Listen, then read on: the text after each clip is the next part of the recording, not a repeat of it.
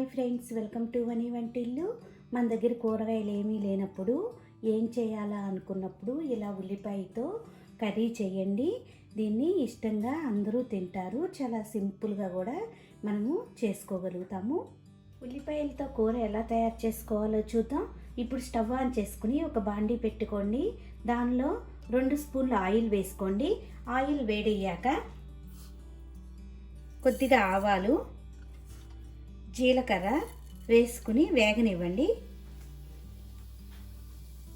ఆవాలు చిట్టపట్టమన్నాక ఇలా 4 ఉల్లిపాయల్ని చీలికలుగా కోసుకోండి. ఇప్పుడు ఈ ఉల్లిపాయల్ని దీనిలో వేసుకోవాలి.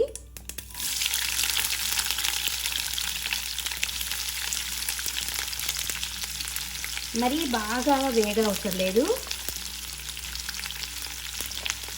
ఉల్లిపాయలు కొద్దిగా పచ్చివాసన పోయి సాఫ్ట్గా అయ్యే వరకు వేయించుకోండి.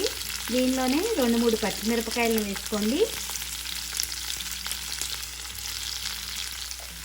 ఇప్పుడు కొద్దిగా కరివేపాకు వేసుకుందాం.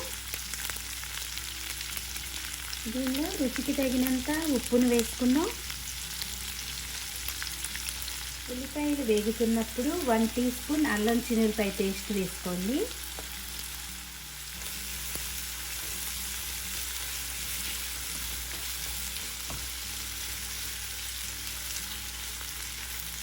మీ దగ్గర టమాటా ఉంటే ఒక టమాటానైనా వేసుకోవచ్చు, లేకపోతే వేసుకోకపోయినా పర్వాలేదు.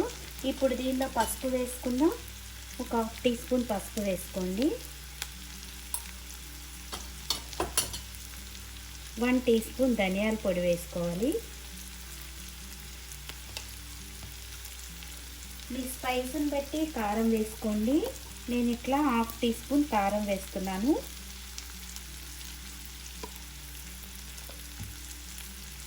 1/2 టీ స్పూన్ గరం మసాలా వేసుకోవాలి.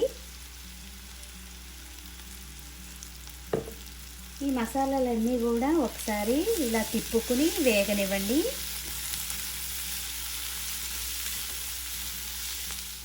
ఆనియన్ వేగిపోయింది, మసాలా అంతా కూడా వేగిపోయింది.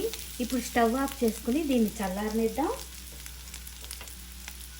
ఇలా చల్లగా అయిన ఉల్లిపాయలో ఇప్పుడు ఒక 1/2 కప్పు పెరుగు వేసుకోండి.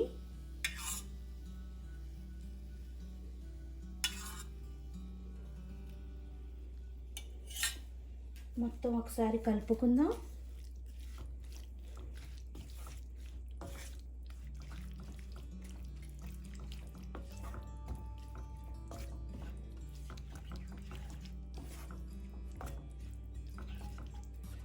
ఎంతో టేస్టీగా మనకి ఉల్లిపాయ కర్రీ రెడీ అయిపోయింది.